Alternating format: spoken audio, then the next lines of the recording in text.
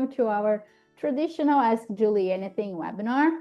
I am Mariana Nadai and I will be your host today. And in today's session, our co-owner and formulator, Julianne Lee, here, will answer all the questions you have about your beloved fur family. Is your new puppy struggling with recurring yeast? Are you looking for support for allergies or itch dogs? Trying to choose the right probiotic for your sensitive cat? Are you wondering what diet truly supports long-term vitality? So whatever you have in your mind, this is your opportunity to ask. So you know the drill. If you have any questions, don't be shy and ask Julie anything. But before we start, I want to remind you about some housekeeping rules. Please switch your chat to everyone so we can all join in the conversations. Use the Q&A box below to ask your questions. The questions will be answered in order, first come, first served, and we will do our best to cover as many questions as possible. To ensure everyone has a chance to participate, we will take in one question per person, and please keep your questions brief so that as many people as possible can have their questions answered. Thank you for your understanding. And the most important thing of all, this session provides a judgment-free space with only the health and happiness of our animals and the planet being our core goal. So without further ado, Julie, the floor is yours. Thank you. Hi, everybody. So it's been I don't know if everybody else has been feeling the effects of this crazy eclipses and all of that stuff. And I've been talking to a lot of people, and a lot of people have been feeling like they've been on a bit of a roller coaster the last, I don't know how long, a bit. Don't know if anybody out there has been feeling like that. But last night I always do like a full moon ceremony thing. I'm very, very attached, for people that know me, to like the planets and the earth and what's going on, like in general, obviously the environment, but just not even the environment, just like what's happening, like what phases are we going into, things like that. And oh, hi from Stowell, Susie Joyce. Stowell's where I grew up. Oh, that's nice. Yeah. And anyways, so last night the marketing team and I've been talking a lot about just, like my love for nature and just the importance of everything for me with nature. And then last night I was like, okay, well, what full moon actually is it? And it was called the worm moon. And I was like, the worm moon, I wonder what is that about? So I looked into it a bit more, and it's actually a moon sort of dedicated to the worms, like real worms, like earthworms, because it's supposed to be starting spring now. So they're starting to wake up and move around and get on with start getting on with their season. And I was just thinking like how we don't even think about that. You know what I mean? Like we're not even always ever, like, even though I'm super conscious of everything that's going on, like all the time, it's been like, it's how I was raised. It's just what we did all the time is look at nature in order to know what to plant, what to eat, how to be, like if there's something going on, are we feeling certain ways because of the tides are coming in, the tides are coming out. Like it 100% affects us, right? Whether it doesn't matter about astrology. Mhm. But so yesterday I was reading this, and then I was saying to Trevor this morning, like last night was the worm moon, and he said, "Oh, isn't that nice? A day for the worms." Like how we have, you know, certain days for every kind of thing. And yesterday was kind of like, in a way, worm day because the moon was called, dedicated to worms. And I just wondered, how many people are thinking about that. Like really thinking like, oh, the worms are doing their thing right now. And I mean, if they weren't, we wouldn't be eating, right? We wouldn't be eating, we wouldn't have topsoil, we wouldn't have soil, we wouldn't have nutrients in our soil. So, anyways, I just thought it was very interesting. Everybody else is probably falling asleep, but I was all excited thinking, oh, that's cool. It's the day for the worms. No, but it's also another thing that it's interesting is because you mentioned to me earlier about the warm moon. And yesterday I was noticing how the moon was very full, and I was smelling when I was leaving the house in my house in the evening, and I was smelling the worms because when they start moving and they start going outside, you can there's a different smell on the air, and I was Yeah. smelling it. And then today you told me, oh, it was warm moon, and I was like, oh my God, it's such a coincidence, or even it's not a coincidence, it's like Oh, nature. yeah, and it's very hi Peter. Um and it's very because you can smell like if you have if you have a I can always smell. I can smell when like poplars are starting to bud. I can smell like there's so many different smells that it's just right away. I'm like, oh, this is happening or now that's happening. And it's very for anybody out there that's dealing with a really sick dog or sick cat or sick family member or stress at work or whatever. I think it's trying to trying to be more dog-like or animal-like um, is very, very interesting because when you use your senses, I was also talking to someone about this today. When you use your senses, it takes you out of your brain a little bit and puts you into your body, right? Puts you into your body, puts you into, being in touch with, what's going on around you, the world, the earth.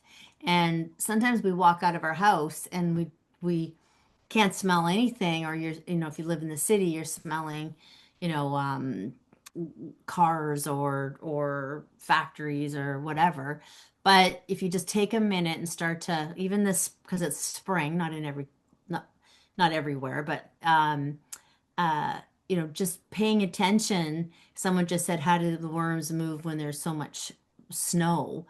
Actually, what is happening, because I'm not complaining about the snow this year at all. We have a ton of it. Thank you, thank you, thank you, because it's going to supposedly snow helps the water table more than even uh, uh, rain does, right? So with the worms, because that's what I thought today. Well, how are the worms moving when we still have like a foot of snow everywhere? And it's because the snow is melting, so it's softening up the ground, right? So the worms are starting to move around and wake up. And anyways, it's um pretty cool. It is, and I guess when you talk about this, also makes me um, wondering about our products. Just because you are so connected to nature and you are always like interacting with it and telling us the importance of nature. And I remember you talking to me about this, and maybe you want to share with them because it's so interesting how you think about everything and like the nature and how we can give back to nature even when we are making our products. Can you Hmm. talk a little bit about that? Yeah. Uh, I think that for anyone that uses our products, a lot of people don't know. I mean, I think everybody kind of knows my stand on nature, right? And my stand on science because I'm doing all this research at Dalhousie and stuff. But I think that every single product that I make, when I'm making it, when I'm looking at, okay, here's a problem. How do I figure out the solution? I don't just go, oh, here's the solution. I go, okay, well, what's the core issue? Like, and I never just look at the core issue of in this moment, I don't just look like, okay, the dog's itchy, the dog's this, the dog's that, this is happening. I always look back and go, okay, even breed wise, what's missing, what's changed, why wasn't this happening 80 years ago or 60 years ago or 50 years ago? And I try to look back evolution wise. I mean, that's why I came out with wolf and phytophthora and stuff years ago, was because I knew that a big part of the ill health of our animals and us is our distance with nature. So it's not just about making natural products, right? It's we're distancing ourselves from the one core thing that sort of keep energetically, if you believe in cells and turnovers and all of that stuff, is um, we're all energetically connected through nature. So, but we're getting farther and farther away from that. So when I form, even at my clinic with a lot of our formulations, when I formulate, I look at where does that plant come from? How does it grow? Who's its companion plants? How would that companion plant um, increase the body's ability to perform even better, right? Like the synergy of the plants or the synergy, even when we're talking about probiotics, um, I believe the same thing, right? So the 14 strains, I hand picked those 14 strains in order for them to work better together. Each strain is, each species in each strain has its unique, um, ability, like gut brain and anxiety or kidney or eye health or hormones. Oh, sorry, hormones. Hang on a second. Hormones or whatever, but when they're working together with other strains over the course of 20 years of working with probiotics in my clinic, I saw literally the synergy of these strains and these bacterias. And what the coolest part is how I chose them was based on looking into bacteria. So looking into microbes and how do those microbes, um, what do those microbes do in nature? What do they support? What do they break down? What do they decay? What do they kill? What do they overpopulate? And basically put that formula together with those 14 strains of probiotics based on how they actually work in nature as well. So yes, but your answer is it's in every single solitary thing that I do. There's nothing that I don't make that I don't fiercely try to look at how nature does it, how nature would do that, right? And then go from there. That's awesome, incredible. Thanks for sharing that with us. Oh, you're welcome. Should we just Yeah, yeah, dive into the questions? Okay. yes, we should. Uh, Where's the Q&A? Here we go. yes. Okay. So the first one I have here is from Phyllis.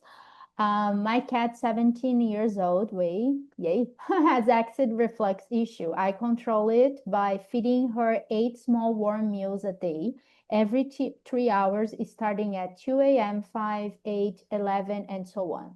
She is on liquid protocol for 6 weeks now, I guess. She gets a runny eye when she feels uncomfortable. No diarrhea, occasional constipation. My other older cats are also having acid reflux in the morning. They have been on fresh raw food for the past 15 plus years. They have been getting digestive enzymes, probiotics, and many supplements for many years. What can I do to help with their acid reflux? Thank you. That's interesting, isn't it? Yeah. That all three of them are starting to get it. And you haven't, maybe Phyllis can, I'm going to be asking some questions. Maybe she can put it in the chat. Yeah. Uh, Phyllis, has anything changed, like water? Have you gone from well to city? Have you moved? Do you know if your city is putting anything different in your water or anything like that? Because it's interesting that all three of them are getting it. Or has your food changed at all? No. How Mm. about food? If you change brands of food, have you contacted have you contacted the food company to find out if they're using anything different, like an herb, like even like an herb, like curcumin or sometimes or ginger. Sometimes that stuff can be a little hot for some animals. Nothing, you don't, nothing like that. Well, maybe she can put it in while I'm talking. But I Mhm. think so for acid reflux, definitely you can increase their gut soothe, right? So you can give them more gut soothe for sure. And like you could go from recommended, depending on their weight, the recommended dose of gut soothe, and then you could go to 1.25 for maybe 3 or 4 days, and then 1.5 as much for 3 or 4 days, see how they're doing. You can, and then you could even double it for maybe, I don't know, maybe a month, even 3 weeks to a month, and you can double it by doing like a dose of it in the regular dose in the morning and then a regular dose at night. You can try that, or even 3 times a day. Double the dose, but divide it by three because you're feeding them so often, right? So you could try that. And then the other thing is Meadow Sweet is really, really good. Now I know dogs can take it, but I'm not positive cats can. I'd have to look in to see if cats can take it. But if you can get a remedy called arsenicum and our go-to, you could be giving them go-to 2 to 3 times a day for that. See if that starts to control it down a little bit. And also, I'm so sorry that my dogs are barking. They're all stressed out tonight. Can you Mhm. hear them? No. Too much? Okay, good. And the other thing is arsenicum. I was just gonna say. So arsenicum 30C, if you get it at a home, you could probably just get it at a health food store. And take 4 pills, put it in some water, let it dissolve, stir it around, and when you give them their meals, put about half of a teaspoon into 3 of their meals. So do it if you're doing it at 2 a.m., and then do it in the middle of the day, and then do it at the end of the day, and do that for 3 days only, and see how you can use the same water for 3 days. Just make sure you're using a clean spoon each time. And I would try that and you can let customer service know how it goes. But I would definitely reach out to your food companies too and find out if something um Um, yeah, she mentioned that she has 7 cats, and one well, has the bad acid reflux, and two just in the morning. And that she used Viva Raw, and Laura here is saying that Viva Raw just made changes to their food, so maybe there's oh, something there. yeah, so definitely look into that. The other thing that wouldn't hurt is if you also added the feline gut, Felix Flora. So you could maybe give Felix Flora in the afternoon too, because then you're going to get fulvic and humic acid, which helps to detoxify a little bit, and you'll get the canine or the feline strain in it. So maybe adding that feline strain could potentially help this as well. Great. Okay, so thank you. Oh, HHP. Viva Oh, just saying that yeah, that can happen. Yeah. Huh. Especially if they've been on straight raw for a while and then all of a sudden they're using like a pasteurization kind of deal on it. It can. Yeah. some people are asking what is HP. High pressure pasteurization. Yeah. Yeah. So it does. It kills a particular bacteria. Can your go on their food instead? Yeah, absolutely. And in fact, for cats, what you can do for go to, if you're gonna make up that remedy, for cats, you can put 4 pumps of go to in like half a glass of water, stir it, and then take a teaspoon of it and put it in their food because then it completely cuts the taste of it 100%, right? Like there's no way they'll taste it at all. Okay. Suzanne is asking here, I have a 9-year-old male rescue cat, fed Farmina kibble, Uruva can most of his life with several failed attempts to transition to raw. About Okay. 6 months ago, he Hmm. began vomiting the kibble almost immediately after eating. Vet said he was eating kibble too fast, but I'm not so sure. He had thorough exam, CBC, and SPEC FPL, and all came back normal. He was overweight at 18 pounds and started losing weight over the last year. I tried raw again and was finally able to transition him to small batch chicken and pork. Good news is the vomiting after eating has mostly stopped. However, it has now switched to vomiting hairballs Okay. daily or every other day, sometimes with pink saliva that I assume is blood from irritation. I don't notice over grooming and I brush his for 10-15 minutes every morning. He's never been a great eater and is very picky. I started rotating gut soothe and Felix Flora, but can only add a pinch in each small meal. Four Okay. times a day, or he will refuse the food. He has lost about 2.5 pounds over the last year. Let me see if there's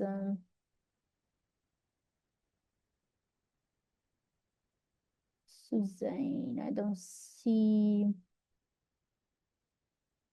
like a question.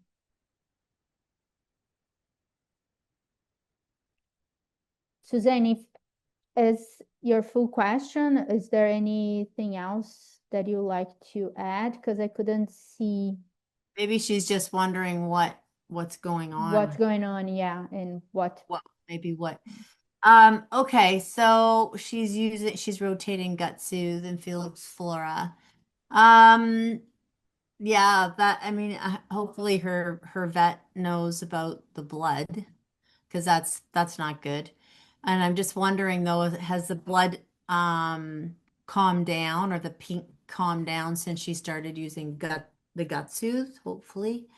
But I would say the same thing with her is even for now getting um the same remedy, our arsenicum and our go-to, and putting 4 pellets in water, letting it dissolve, adding the 4 pumps of guts of go-to, mixing it, and then adding the a teaspoon or half a teaspoon two of that water 3 times a day for 3 days, and then see what's going on with the vomiting. But it definitely can be irritation. It can be more than that. But if you just did blood work, I would be letting your vet know that these vomiting pink. And I'm almost feeling like I was gonna say some digestive enzymes, but actually I wouldn't do digestive enzymes right now if he's got pink potential, a little bit of blood. I would try to get the gut soothe. I try to get gut soothe in even more than Felix Flora. So instead of alternating them or rotating them, maybe try doing the gut soothe for at least 2 to 3 weeks without the Felix Flora if he's sensitive, and then start to rotate just to get the L-glutamine and the N-acetylglucosamine and all of the herbs that calm the any kind of the lining, the stomach lining, the intestinal lining, even the esophagus, right? If it's irritated. So that's what I would try for now, for sure. The other thing you can do is it's pork and chicken, so it's probably got some bone in it. But you can try cooking it just the tiniest little bit, but you have to be careful if there's bone in it. Because sometimes they do better on it when it's just like slightly cooked. But try what I was saying first. If it still continues, then you could try cooking it a little bit, right? Or steaming it, just to help the digestive system a little tiny bit. Amazing. Thank you, Julie. Lots of cat questions. Yes, but Suzanne just said here he Oh, almost always vomits oh, at 4 3 a.m. a.m. along with other inconsistent time. Yeah. Do try the arsenicum and the go-to. Seriously. Try that. And at 4 a.m. Would you be able to get a little bit of food into him just before you go to bed? What did she say? Did she say that she does? No. I would try getting a little bit of food each small meal 4 times a day, or he'll refuse his food. Um, so 4 times a day she's feeding him. I would try feeding him. I already tried to feed him right before bed. That's good. Yeah, that's good to try to do that just so that like acid and stuff doesn't build up. But I would try those remedies and see if those remedies work and then let us know. Thanks, Julie. Kim is asking which probiotic blend is the best for a CKD cat? Um, well, I would I would probably say the Felix Flora. And that's because it's got the 14 strains. It's got the feline specific one, and it also has the fulvic and humic acid, which is good for detoxification. But I'm not sure if you've got your kitty on liver tonic, but liver tonic is one of the main things that I used at my clinics for CKD cats. Thanks, Julie. Just going back to Suzanne because she's asking is this arsenicum 30, 36? yeah. Okay. Um, Diane's question, and she sent me like I sent a question to Mariana via email earlier, and I will honor her questions just because she she like included the question here in a way because she's telling us. So she wrote in the Q&A about the question. The question is here with me now. She wrote the question also on the chat. And that's why I'm reading it, Diane. I'm kind of open an exception. I'm texting you the question, Julie, so we can Oh, read it too if you like.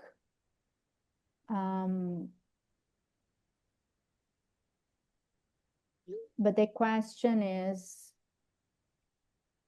just 1 second.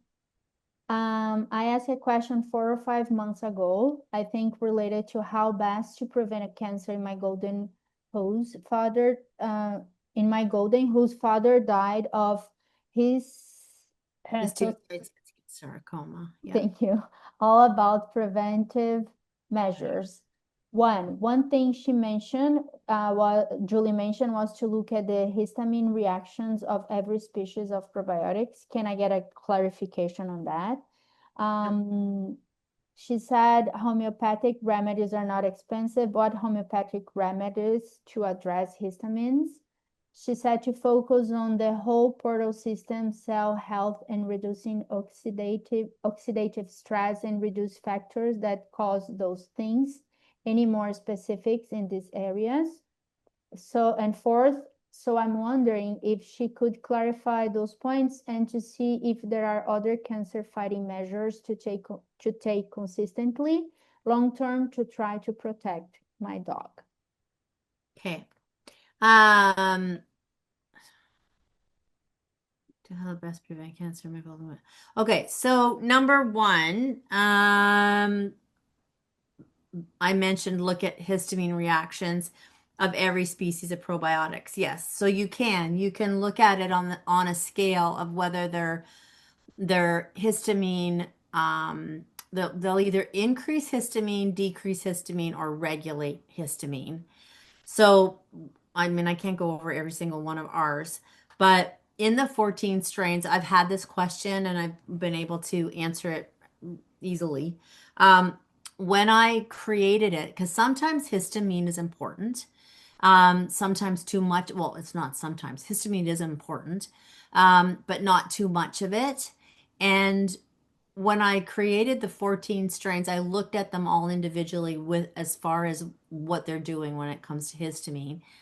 and they basically balance histamine. So when you're using the 14 strains together, each one of them has a specific um, uh, to-do list in the body, right? So each one of them, the postbiotic or the metabolomic effect of each strain does something to the body, right? So like I said, whether it's supporting the junctions of the gut, whether it's supporting the gut-brain axis, da da da da da da da.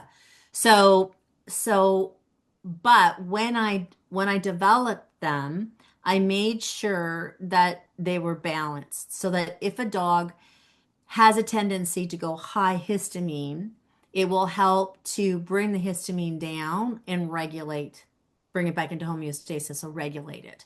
Or if a dog isn't producing or cat isn't producing enough, then the body will, it's almost like the body's so brilliant if formulation is done correctly. And I'm not saying people don't formulate correctly, but when I formulate, I'm just going to speak to what I do.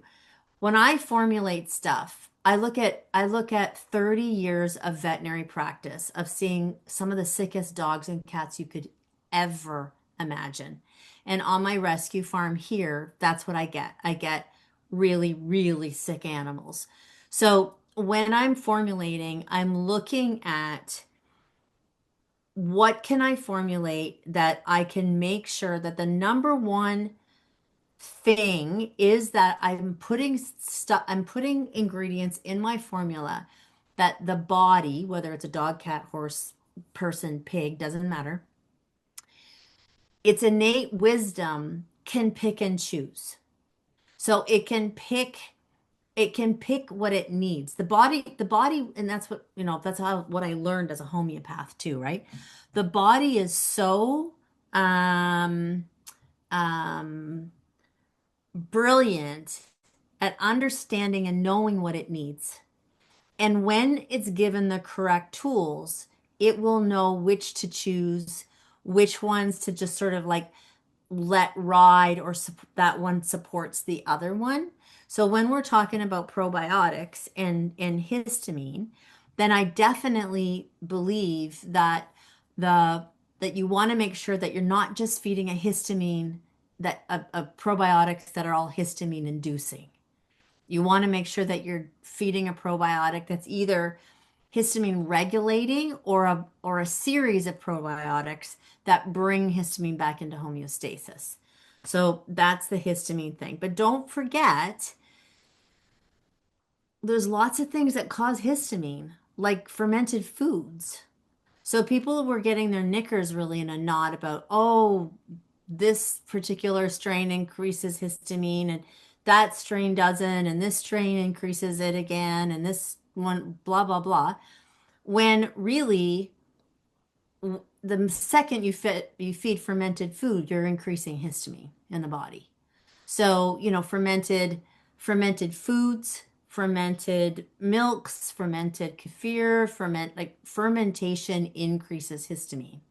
So again, you don't want to get too stressed about it, but reheating food. So if you cook food and then you reheat it, that food becomes that the histamine gets increased in the food the second time you heat it. There's so many things around histamine than just probiotics, right? But probiotics are on in such a under such a microscope right now that everyone's talking about what probiotics are doing and what they're not doing. But it's a good question because you don't want to be feeding a probiotic that just has histamine stimulants in it. That's for sure. Um, Now, the other thing, homeopathic remedies are not expensive. What homeopathic remedies address histamine? So there's a homeopathic treating your dog constitutionally is the best way to go, which means a qualified homeopath takes your dog's case on every level, looks at that his father had a specific kind of cancer, looks at his personality, looks at his reactions with things, looks at everything, and then they give your dog a specific remedy that fits his constitution, fits everything. So if your dog is asymptomatic, I would say the best way of treatment for homeopathy is to do a constitutional remedy and support the cell health and trying to prevent chronic disease and cancers and things like that through supplements, and do constitutional treatment with homeopathy. And but you can get histaminum, which is very helpful for itchy dogs, and it's helpful for asthmatic cats and horses with COPD and hives and stuff like that. I said to focus on the whole portal system, cell health, reducing oxidative stress, and factors that cause those things, and any more specifics in this area, 100%. When it comes to cell health, my favorite is Vital Defense that we've produced, and that's what it focuses on. It focuses on keeping cells healthy.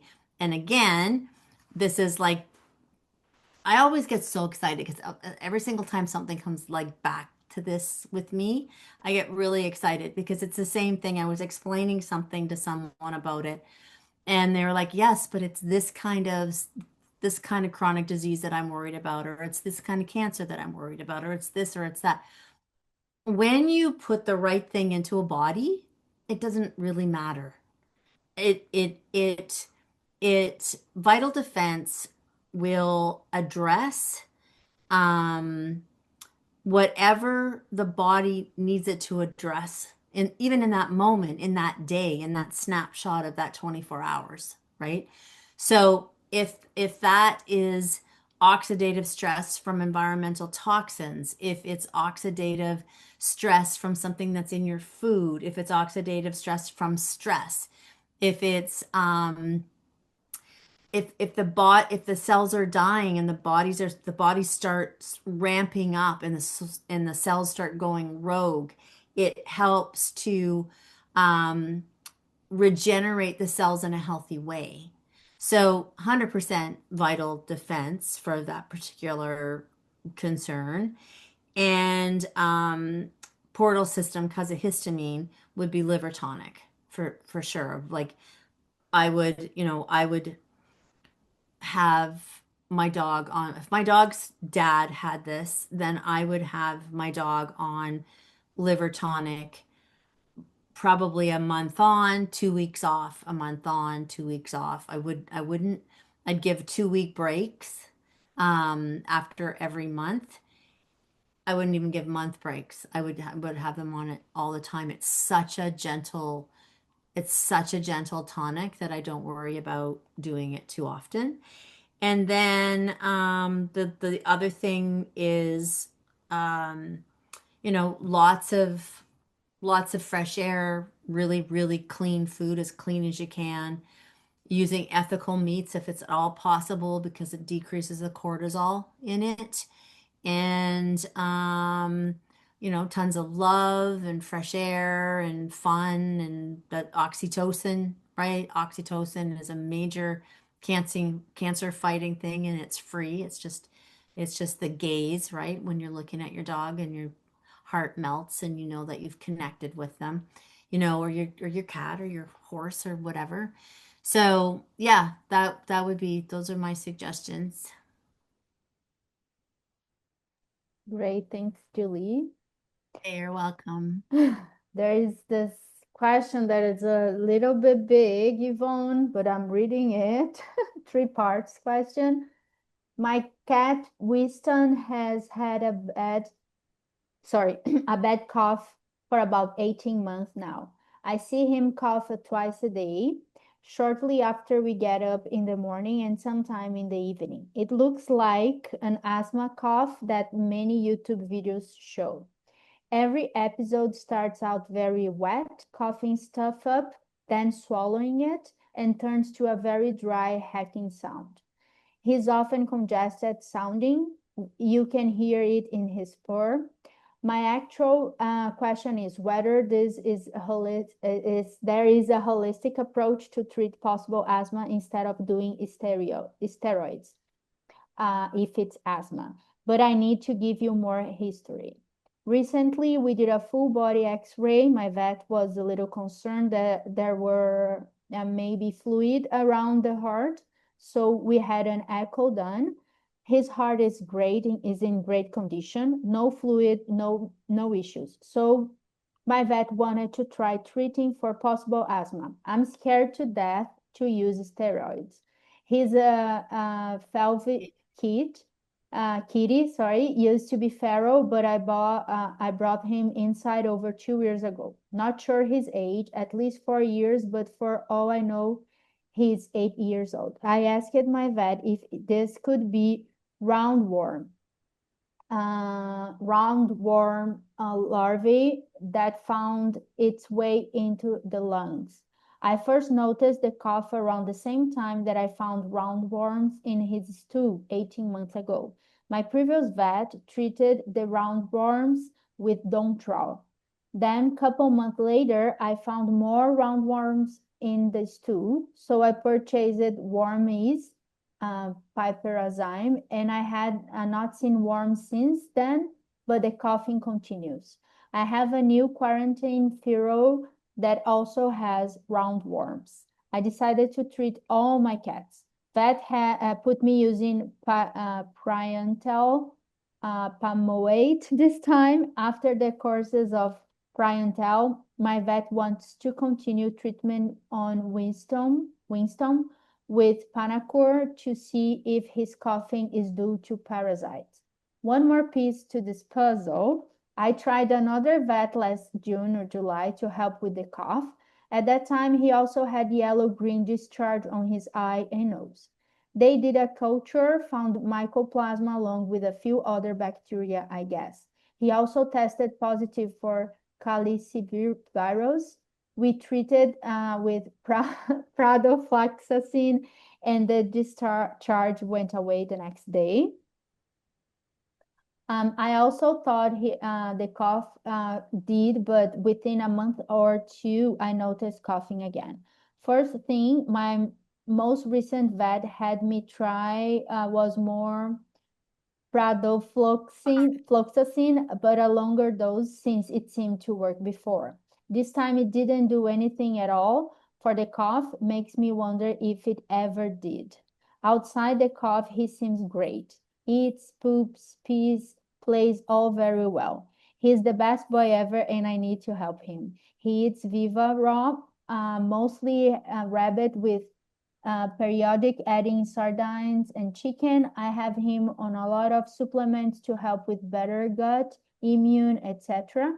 Probably too many to list, but I use your liver tonic, healthy gut, Felix Flora, gut soothe, positive immunity, potency, omega, real mushroom 5 defender, etc. Again, if this is might be asthma, can that effectively be treated without steroids? Thank you for all you do. Yeah. So, that's interesting. And sometimes when a cat that does have asthma is treated with um antibiotics, it can it can help. It's not helping the asthma, but if there's a tiny bit of a secondary infection there from the cough and the phlegm, it can help to reduce that, which gives them some ease. But the fact that it didn't do anything the second time, I'm glad you're on lots of different probiotics because he's had lots of different drugs that's going to definitely affect his gut microbiome that then can contribute to the asthma on top of that. So what I would say is, can it be? Can it be? Well, yes, it can be. I have a whole barn full of horses that had COPD that were on lots of steroids, even like inhalers, that are no longer on anything like that. I've treated lots of cats without steroids at my clinic. of everything that you're on though, I would say um, increasing, potentially increasing Felix Flora Gut Soothe and, you know what you're not on, positive immunity. Oh my gosh, I'd hate to put you on one more thing, but, is our vital defense. So there's two things that I'm thinking. You don't want to be giving too much. So I'm almost wondering if you're giving too much stuff and if you should try rotating stuff or, you know, one day we'll do one, the next day do something else and not give him everything every single day. But the one thing I would for sure give every single day would be gut soothe because of the N-acetylglucosamine in it for sure. And I would try getting some vital defense for him. And if you're this close to doing steroids, I would try getting a hold of Andrea Ring. I don't know if you were on our last AJA.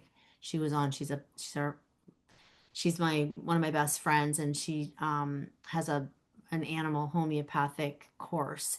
But she's super busy. I don't even know if she's even taking clients, but you could reach out to her because there's some amazing homeopathic remedies for asthma, like phenomenal ones.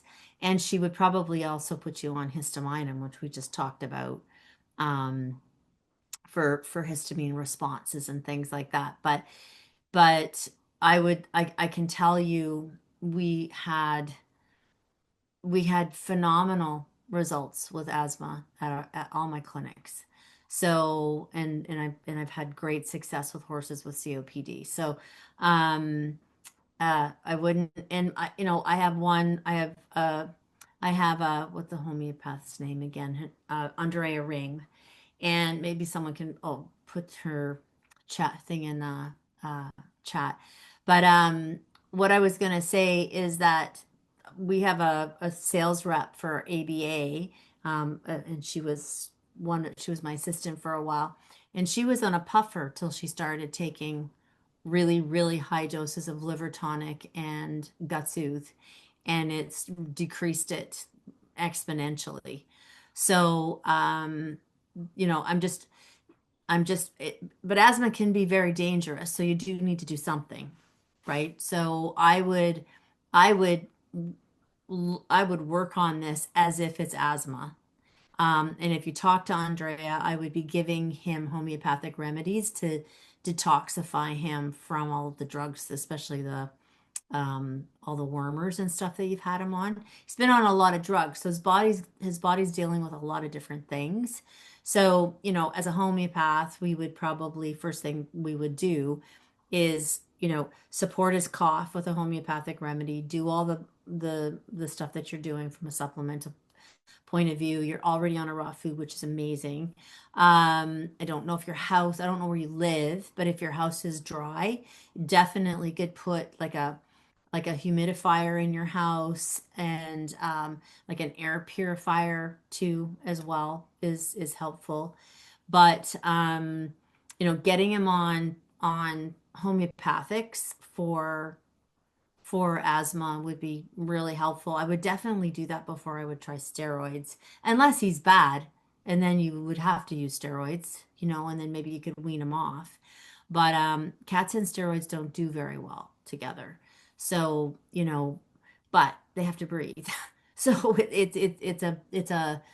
it's something that you want to get going on because there's remedies, you know, um, one of the remedies in our gut seal, it's called thiocyanium, and that is mustard seed, and it literally breaks down scar tissue. So N-acetylglucosamine, it helps to decrease the thickening in the mucosal lining, which is like in the lungs, as well as in the gut and in the bladder. So, you're on the right track. I just really think you need to get some remedies in to help detox and definitely get some asthma remedies into them. And possibility of being the roundworms is for you. Well, It's she's doing it again, right? They've put her true, true. put him on a long, they put him on it again just to see.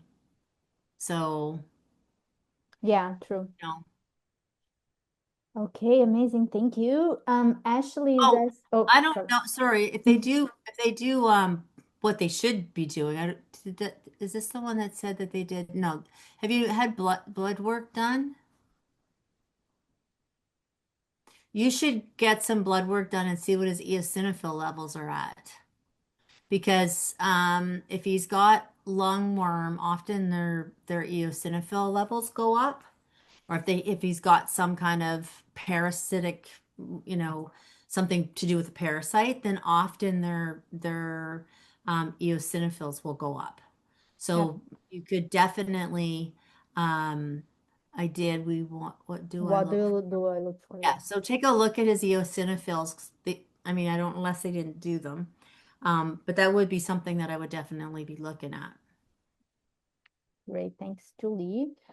Ashley is asking here, hello, what do you recommend for an 18-year-old cat that does have CKD and is now showing signs of hearing and memory issues?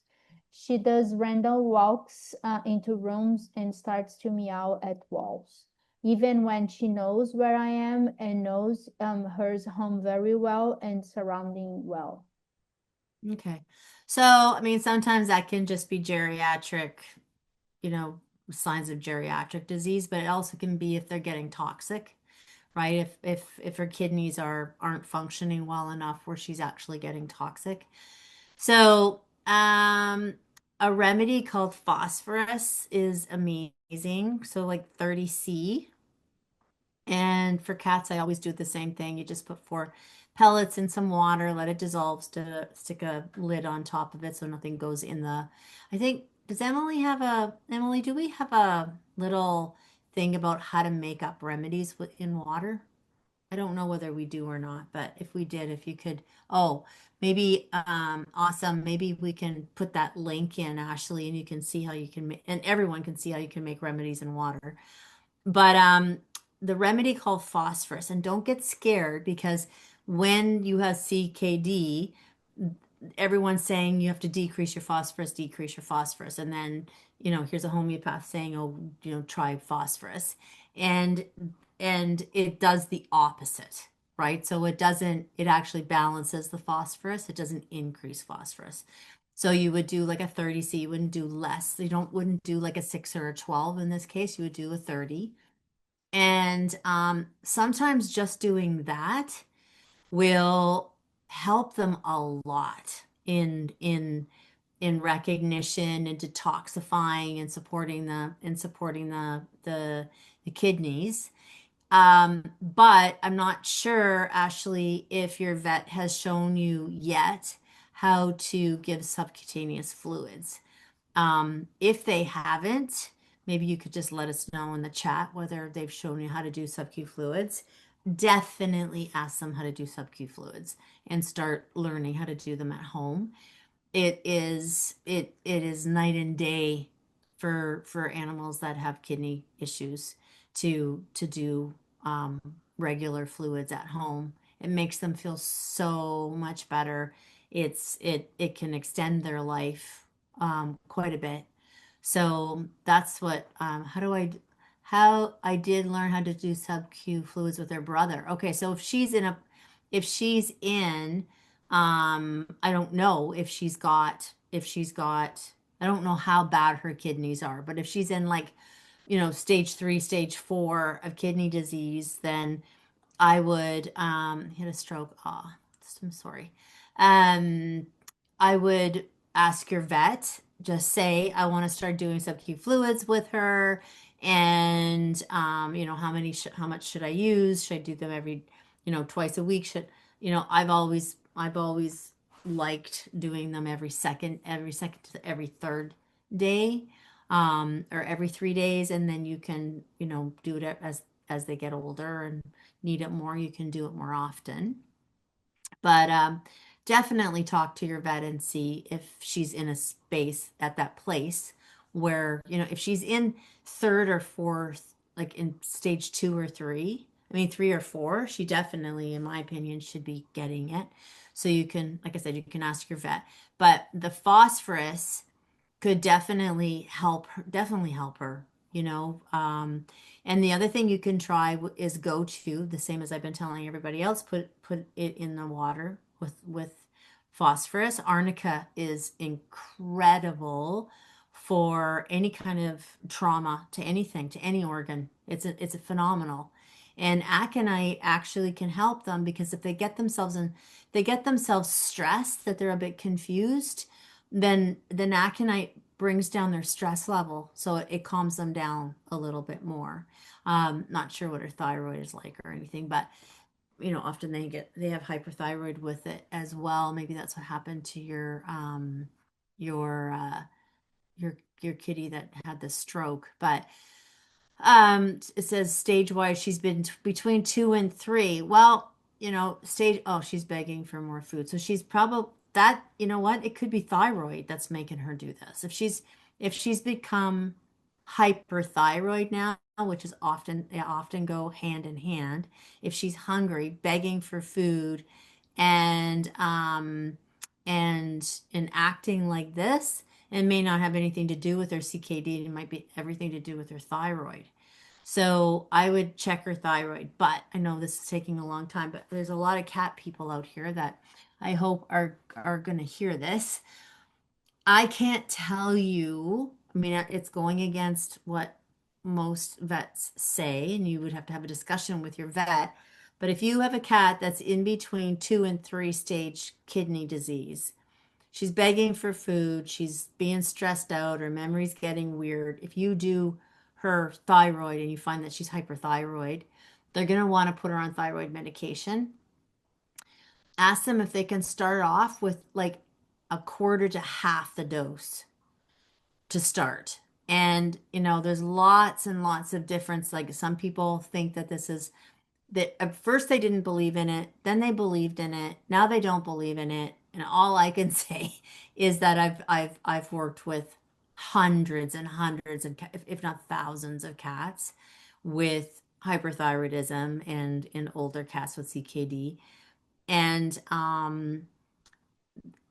I've always had success giving less thyroid medication than recommended and increasing it if I needed to rather than giving too much, because everybody has different opinions. Some people say yes, this is true, some people say no, it's not true. Even reference wise and science wise, there are differences of opinions.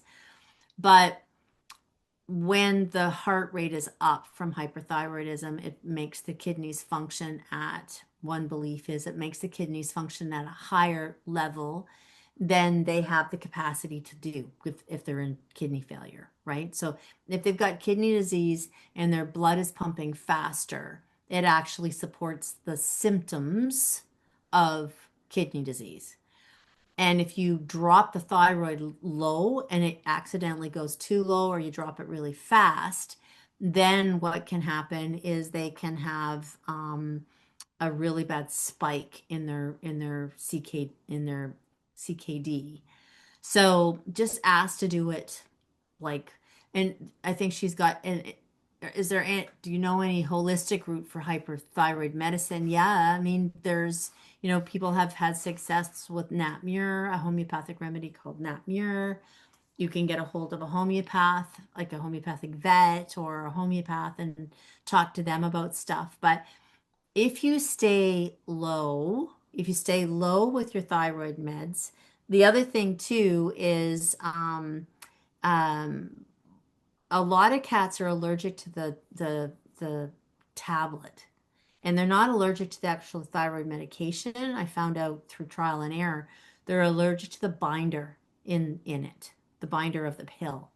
So, you can give it to them in liquid form, and they sometimes tolerate that better, or they can put it in their ears. You can actually do it subcutaneously. But start low and see what happens. But obviously, you'd have to get her blood work done just to see whether she even has it or not. but try to start very, very slow. And definitely you can try that remedy phosphorus and just do it once a day and see how she does along with arnica and aconite. Great, Julie. Thank you. Ashley also says thank you very much. Uh, M is asking here what to do for 80-year-old female of Charka diagnosed by allopathic vet with stress-induced colitis, who has normal energy, good appetite, but has lost a lot of weight and is having more frequent episodes, loose stool, mucus, red blood, straining. Please help. Okay, well, whether it's stress induced or it's not, like stress induced colitis is really common, like very, very, very common, especially with sensitive animals and people. So I would say going on gut soothe would be something that would be really, really helpful. And the reason that I'm saying that, I have additional info in my second and third. Oh, Oh, okay. Sorry, I couldn't find it. you couldn't find it. I'm Uh, looking to here. Oh no, that's not it. Oh, here's one. oh, She's okay. Dr. She's on Tobias. Dr.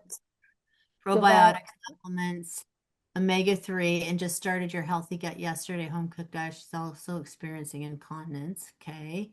And I think she said she has more than Yes, one. and she's a Here. very high Very high anxiety anxiety dog. dog, sensory sensitive, flinch response. SPCA vets had her on anti-diarrhea Diarrhea. antibiotics before I adopted her. Did fecal samples, x-rays, deworming, Giardia test, but no results.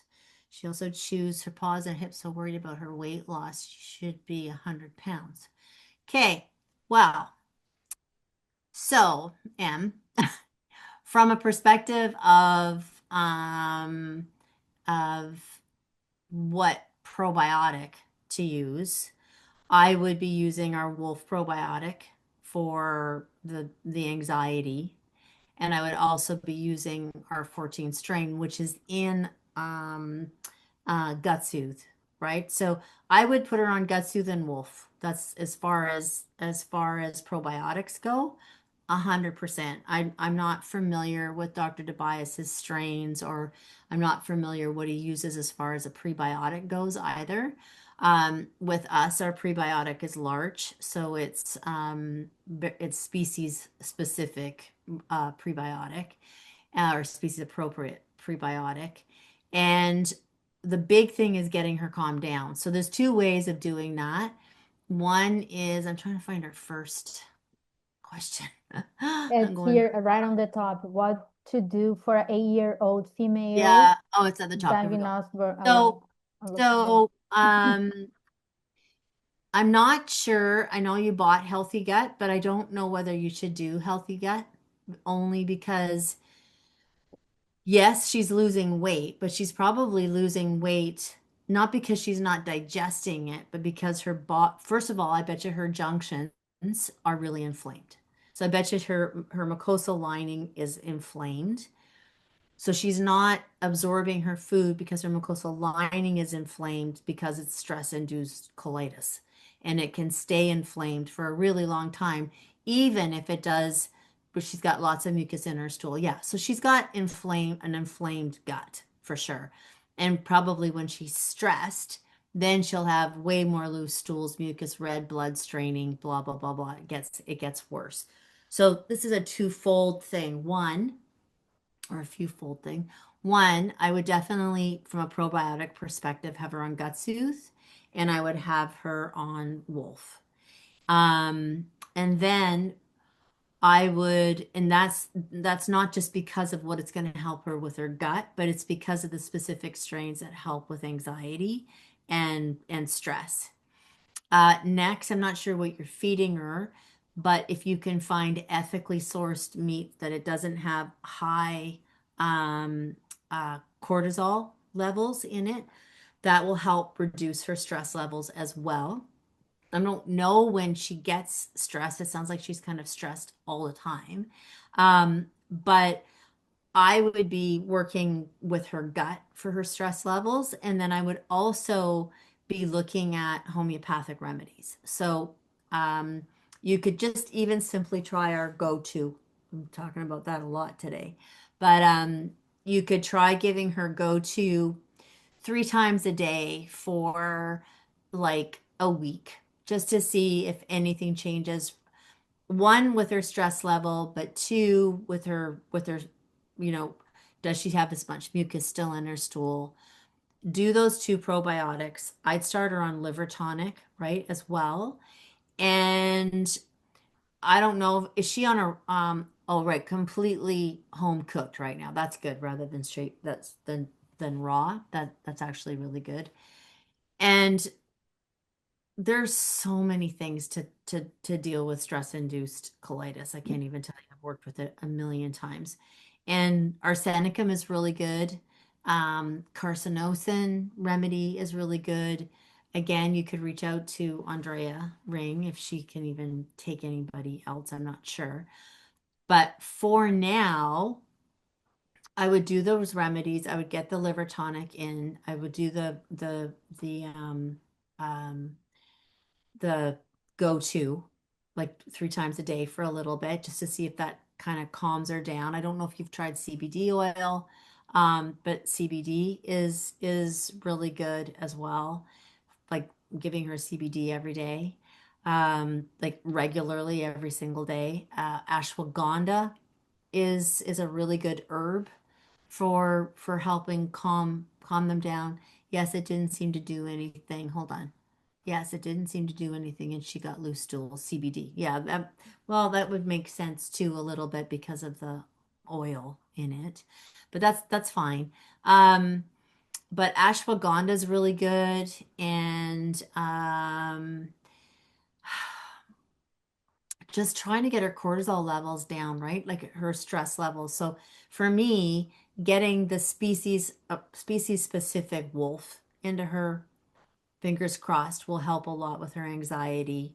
Getting the gut soothe in with the two particular strains that we have that in that for anxiety. The gut soothe is going to help her with her mucosal lining. The go-to will help with trauma in her gut, aconites for fear. And if it gives her, like if she's got low level pain in her gut, I had stress induced colitis. So I can speak quite well to this. And it kind of hurts all the time, but it just when you're stressed, it's kind of low level sitting there all the time, but then you get stressed and it comes with a vengeance. So using the go-to potentially, along with what else I've been saying, potentially could take her edge off. So if you take her edge off of her gut feeling yucky, right?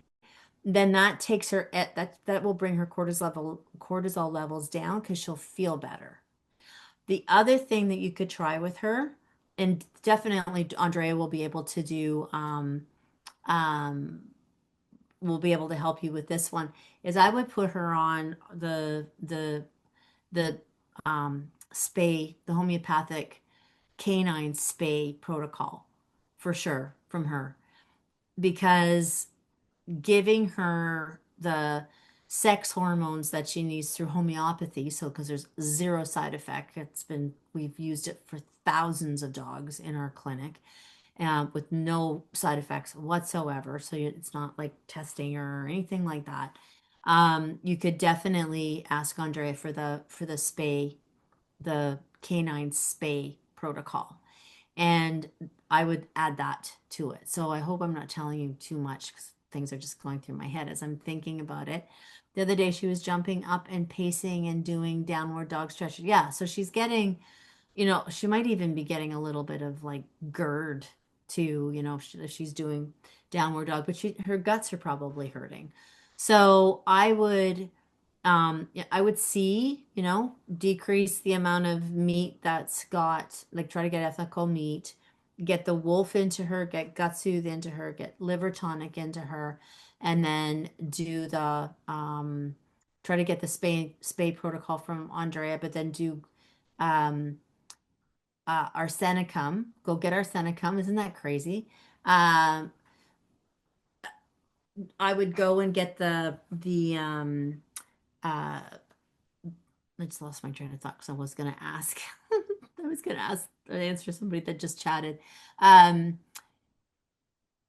get the spade protocol from Andrea. Do the do go to in water, right? So you put the 4 pumps in water and go get arsenicum. That's what I was going to say. So go and get arsenicum 30C, but don't give it to her every day with the gut soothe. Just give her 3 doses in 24 hours. So give her 4 pills. Um, uh, every 12 hours 3 times and then stop. Don't do it anymore. And then just let's see how she's doing. And someone just asked about, can alcohol in the go-to be an issue for some pets? It's never been an issue, but if you're concerned, that's why I'm saying you can just put it in water. Just pour 4 pumps, 4 to 5 pumps in a glass of water, stir it, and then use a tablespoon, depending on how big, a teaspoon, depending on how big your animal is. If it's a cat, you just use like half a teaspoon and mix it in their food, right? If it's a dog, you can open their mouth and just dump a teaspoon in their lip. Um, it's easy if you're concerned about that at all. Just replying here to M so I can get her question out of our Oh, way. right. She's also just said she got restore restraint for incontinence. So, that's fine. That's good. But when I was for incontinence, there's a really good remedy called phosphoric acid, and you would get a 200C and give it twice a day for a week. And can I give her all of these, yours and additional supplements? I think it's a lot.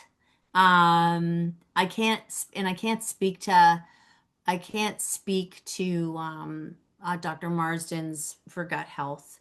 Uh, I'm not sure what's in it. I don't know um, uh, how much of each one, but gut soothe I can speak to because I've been using it for 25 years clinically in with thousands of animals in all my vet clinics. So I do know how well that works and how fast it works and how I use it for myself. The second I start feeling my stomach feels weird, I take a tablespoon of it and I do it for even 4 days and then I stop and it's done. Like my stomach's completely fine again.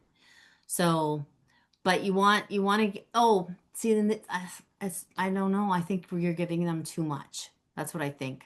My gut's saying Mhm. you're giving her too much, or you have to be careful with too much because you're not going to know what's working. Get a little get a little journal, start writing stuff down. But phytoplankton or phytosynergy would be something that I would be giving her for sure. And the reason is because if she's losing weight, phytoplankton will absorb in the mucous membrane. She doesn't even have to digest it. So that will start giving her amino acids, a really good amino acid profile, and trace minerals and things like that, and superoxide dismutase, which will help to decrease inflammation. And it's actually really good for brain health. So yeah, I just don't know what to tell you because I feel like you don't want to be giving her too much stuff. Thank you, Julie. Kelly is asking, I have a 7-year-old, 25-pound dog from Indonesia who survived distemper as a puppy. Can you She wait has, just hold on oh, 1 second. okay, sorry.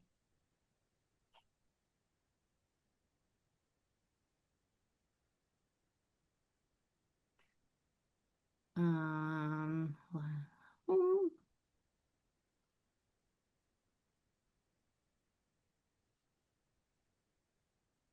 sorry, they're talking to me about the doors in the barn.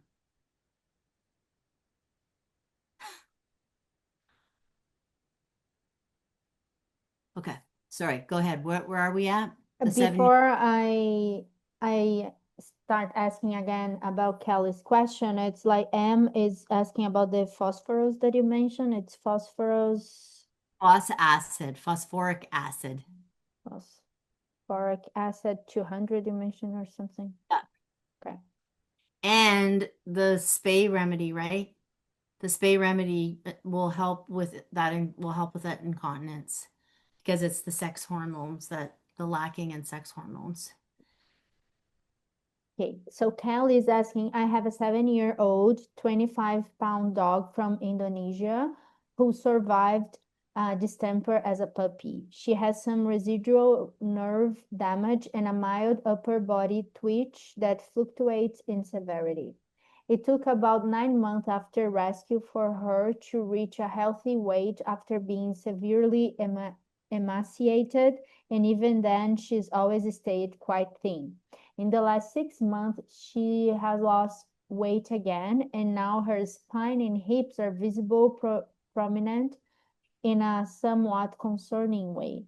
She is currently eating about 500 per day of balanced raw food split into two meals, turkey, egg, and sardine, plus Dr. Harvard's meat mixer, which is already above the typical recommended amount. Her energy, stool, urine, and blood work are all normal, so there aren't obvious healthy concerns. I have always assumed her difficulty maintaining weight might be related to the long-term effects distemper can have on the GI system and nervous system. Do you have experience with distemper survivors and how best to support dogs with lingering nerve damage or difficulty maintaining weight? Hmm. Yeah. Um, Cats and dogs, actually. But I don't know if she's on probiotics, but definitely I would get her on probiotics because specific strains can help with blood brain or gut brain access, right? So, um, definitely can help with the nervous system. So for her, I would probably recommend weight loss. I would recommend Phytophthora and Wolf. So alternating Phytophthora and Wolf. And with distemper, you can actually get the distemper nosode that I've seen help dogs that older dogs that have had distemper as puppies. Um, Getting it would be difficult. You'd have to get it from a homeopathic vet or from Andrea Ring again. Um, but you can give them the distemper nosode, and it does I have seen it relax the symptoms, not necessarily take them right away, but definitely relax them. I would, like I said, I'd be working on her gut, and also cells, right? Like trying to reestablish healthy cells, new cells, because every single system of the body, including the nervous system, has cells, and our cells are regenerating constantly every second. So, maybe something like Vital Defense, right? Vital Defense and those two probiotics. I would probably try that first. Those would be the first three things, along with getting a hold of Andrea and seeing if she can uh, send you the distemper nosode because that could definitely help as well. Just a side comment, she mentioned that the dog is only gut right now because she's also itchy. She what? The dog what? Only it's itchy, so she's only gut. Oh, she's on leaky gut Yeah, protocol? Okay. Well, that's good. That's fine, especially the thuya and the silica and that's interesting that you chose the leaky gut protocol because the gut seal has that thiocyaninium in it, right? And those remedies, it has collagen in it, it's got thiocyaninium, it has arnica for inflammation that would address the damage that could support the damage of the nerves. So that would be good too. So I would just, yeah, I would still maybe add wolf to it. I would maybe add the wolf probiotic to it because you're on liver tonic, and then talk to Andrea about the distemper nosode. I'd be really interested to see. Um, Let me know after you finish the leaky gut. If she does start, let us know, please. Her last name's Ring. But let us know if she's gaining any weight because and Vital Defense has phytoplankton in it, right? So that's what I was talking about, that it doesn't need to be digested by the stomach in order to give the amino acids and stuff. So Vital Defense I would try as well. But don't, if she's hungry, you can feed her more. Like man, I had a dog that was probably eating 5 times what it was supposed to. It had some lots of different issues. And you don't worry about feeding your dog too much. Just feed her more. Like I know she's at her was supposedly over her recommended weight. Doesn't matter. I think there's people that can eat 10 times what they're supposed to be eating and they're rakes still, you know? So if she's hungry, she's acting hungry, I would feed her more. You mentioned two things here. We have actually already done a round of leaky gut before, and her skin cleared up. As soon Good. as we stopped it, her skin flared up again. So we have Okay. been working on her skin for a long time. Okay. But she also mentioned that she's been losing the weight since being on leaky gut. Hmm. That's interesting. Her skin's getting better, but she's losing weight. I wonder if she's just, I don't know. I have no idea why she would be losing weight. Is there, can she be, can you feed her more? Is she hungry? Because if she's hungry, so when she is less itchy, is she happy? Kelly, can you just write in the chat when she's less itchy, is she happier? Like she's losing weight, but is her energy good? No, that I think the weight loss is correlated. Not that I think it's correlated to leak yet. We've actually already increased her food, but she's not putting any weight back on. Try the Vital Defense because of the phytoplankton in it and being able to sort of feed nutrition without having um the body have to digest it. And if you're on the leaky gut protocol, she would be on a digestive enzyme to help her digest things. And her poops are normal. This dog's screaming that she needs a homeopathic remedy. I would try seeing if you can, but Kelly Urban, will you remind me to text Andrea? If Yes. you, I would reach out to Andrea and get her and tell her what's going on. And I would try getting her on some homeopathic remedies and probably the distemper nosode. Thanks, Julie.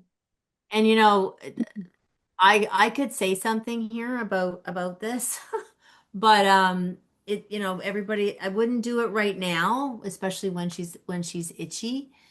But when dogs would come into my clinic and they didn't have any kind of metabolism issues, they didn't have like any enzyme, like they weren't lacking in their digestive enzymes, their pancreases were healthy, the whole 9 yards. If they were super skinny, and often they've come from a different country, right? That's quite common. Um, I would often put them on a grain, believe it or not, like small amounts of really, really well cooked oatmeal. I would give them like she's only 25 pounds, even though she has a yeast overgrowth. Yeah, sometimes. And so I'm saying don't do it now. Keep doing what you're doing for now. See if remedies can kind of turn her around, see what the vital defense does.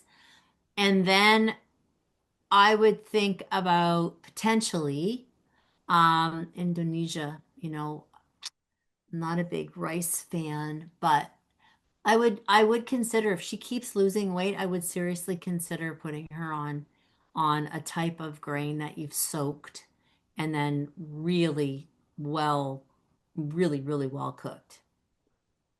But don't do it yet. Is phytosynergy okay instead of vital defense? Because that's what I have right now. Um, that's a different person, isn't it? Yeah, yeah, it's Phyllis that we already like answer her question Was before. that about the dog with cancer? No, Okay. I don't think It's so. I different. think Phytosynergy is different than vital defense, but yeah, use up your fund to fight for sure.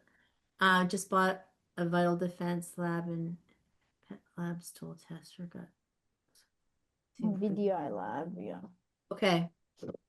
We just bought a VDI lab and yes, that would how long do you soak the oats? A long time, like overnight. Uh, So, oh, but like that's a different person I know. yeah. So if you are doing grain, but you have to be careful. I'm not just saying everybody should run out and do grain, but I am saying for dogs that are really skinny and having a hard time, um, uh, like even sometimes sprouted, um, this is crazy, but sprouted really good sprouted grain toast, right?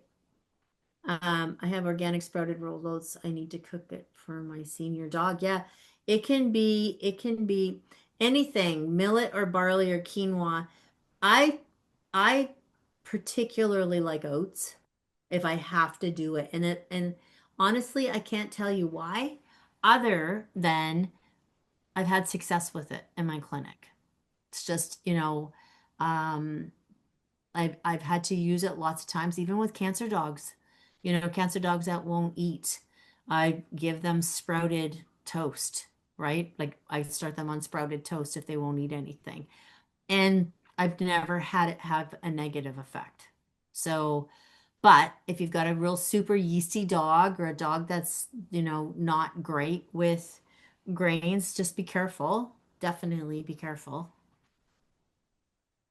Thanks, Julie. Maybe we can go for two more. Let's see, Sue's 5-month-old border collie throws up and it looks like a BM. Sometimes just chucks, not often, but holistic vet wants to do a blood infusion. IBD is her thought. Any suggestions? Blood infusion. Hmm. Throws up and it looks like, well, yeah, I mean that can be serious if that is actually what's happening, for sure. Um, IBD is her thought and suggestions. Hmm. And there's no way that she's eating her own poop. Is she going into the backyard? Uh can she put in the chat maybe if there's no way this border collie is eating her own feces. I don't think so. Because that can happen a lot. And usually if they're throwing it up and it is feces because if there's like something major going on, it doesn't look like poop. It looks like black, almost like little black dots in fluid and it smells like fecal material. Um, looks like a hairball. Isn't that interesting? Hmm. Hmm. Well, looks like a hairball. What is she eating? Susie, can you tell me what she's eating? Toledo. I don't know what that is. Is that a raw food diet?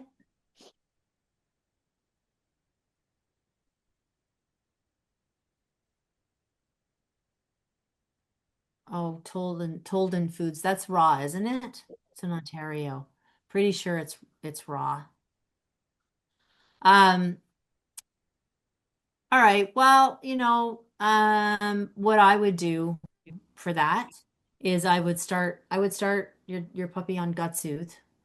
And 5 months old, you know what I would do? No, I wouldn't. I would put it on the leaky gut protocol. I would just go right onto the leaky gut protocol. You're dealing with its liver, you're dealing with the junctions of the gut if it's IBD. You've got the homeopathic, two homeopathics in it if it's something's going on because of vaccinations, if he's only 5 months old, because he would have been vaccinated. You know, lots of he takes liver tonic. Well, then there's extra liver tonic in there. I would just honestly do the full leaky gut protocol and um maybe start everything and when you're starting the healthy gut, I would do he takes liver tonic, wolf or phytoflora. Wolf and or flora. That's all of that is amazing. I just think he's young, right? He's young. 5 months, you want to get on top of this like ASAP.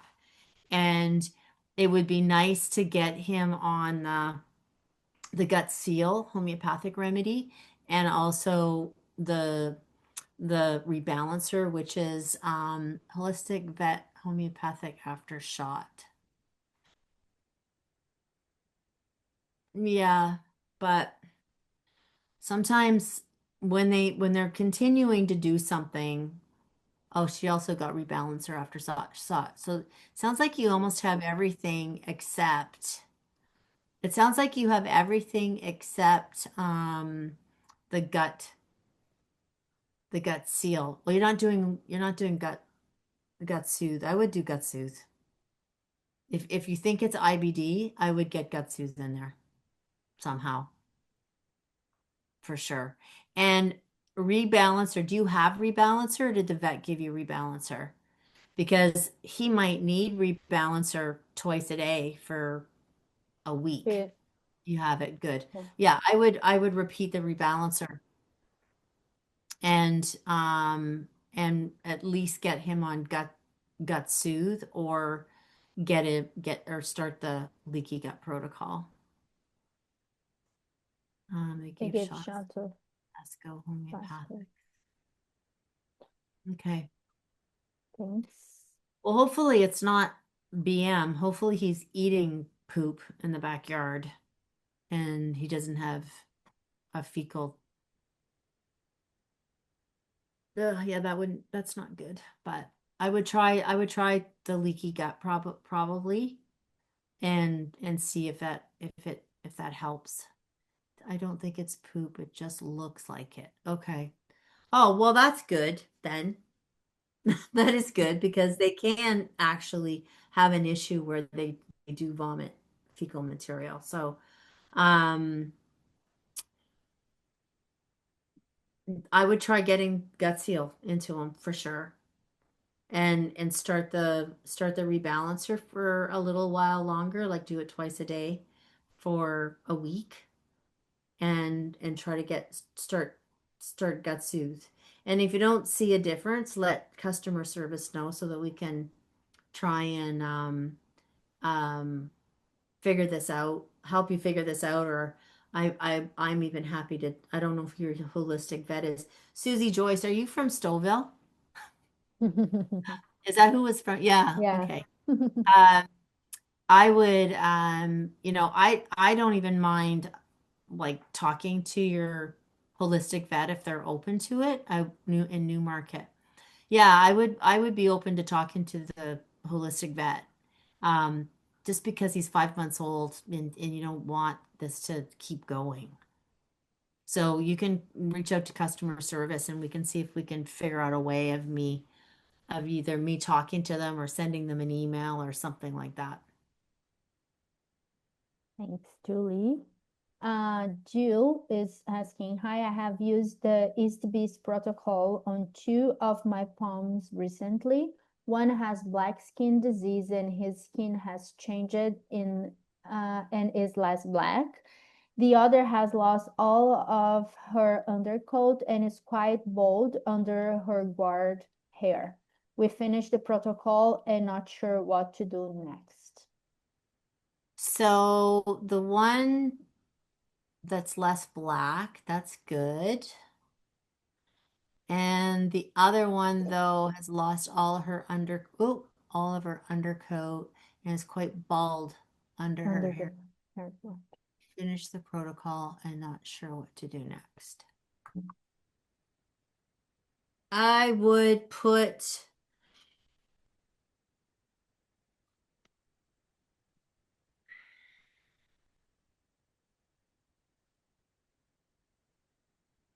I would put them both on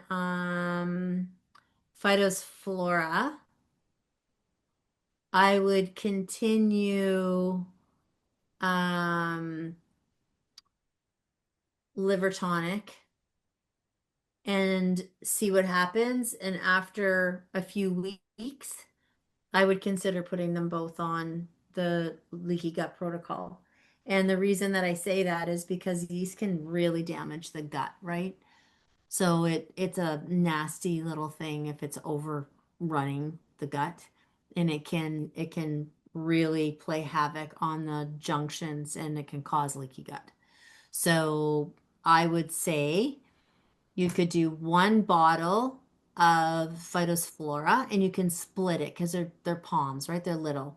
So get one bottle of Phytophthora, divide it between both of them, use one bottle of that, but definitely keep giving liver tonic.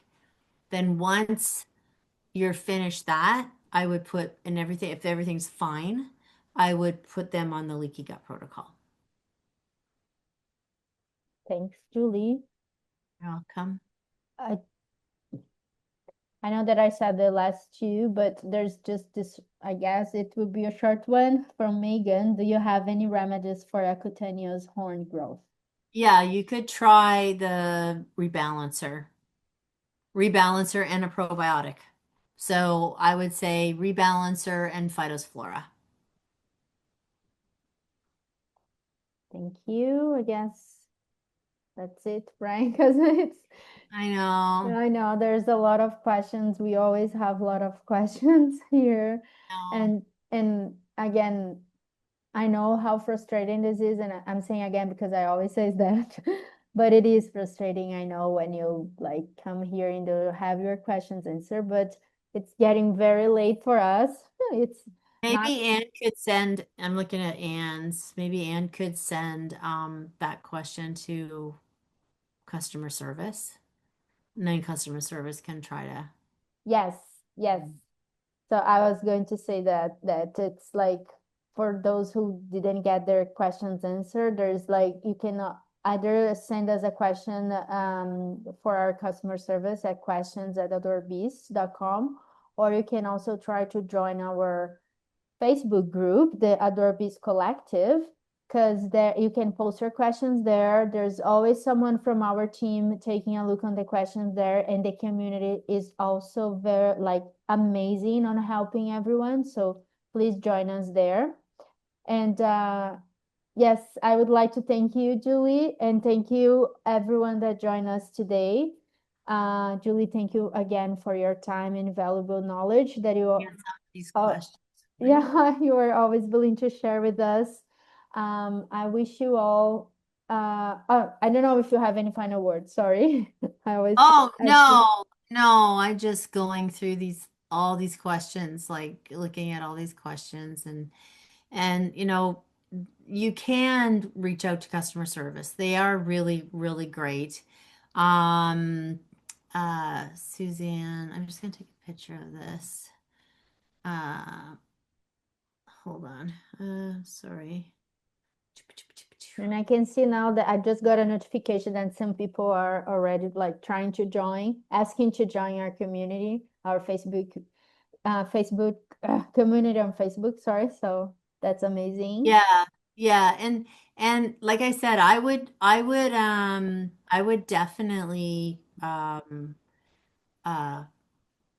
Ask our customer service. send some of these to customer service. Yeah. Yeah.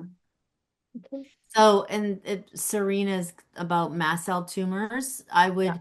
Serena, I don't know if you listened to the um uh, the woman that asked all the questions about the histiocytosis cancer and things like that. Mast cell tumors are very similar, so I would do the same thing that I recommended to that lady. Yeah, thank you. She's still here. And yeah, that's it. I wish you all a great night. And remember to subscribe to our newsletter. You can sign up on our website to get all the info about Outdoor Bees, our promos, new blog postings, and future Ask Julie Anything sessions. We are, I don't know if I can say that, but I will, so I get you guys like just a little bit anxious about it. I don't know. But we are planning an Ask Julie Anything just to talk about probiotics. So get your questions ready for this one. Probably next month, but you will know more in a couple of weeks. And I also want to say that I saw some people asking about the how can they watch this. We are recording the webinar, today's webinar, as we always do. And Yeah. we are posting it on our YouTube channel probably tomorrow or Friday, the latest. And also people who join here today are probably getting the webinar by email too soon. And I guess that's all. So goodbye. Thank you, Julie, again. You're very welcome. Have a Say great night, good everyone. night to the worms before you go to bed. Yes. Say good night to Okay. the worms. Stay Okay. safe and say Bye. good night to the worms. Thank Bye. you. Thank you, everybody. See ya. Bye.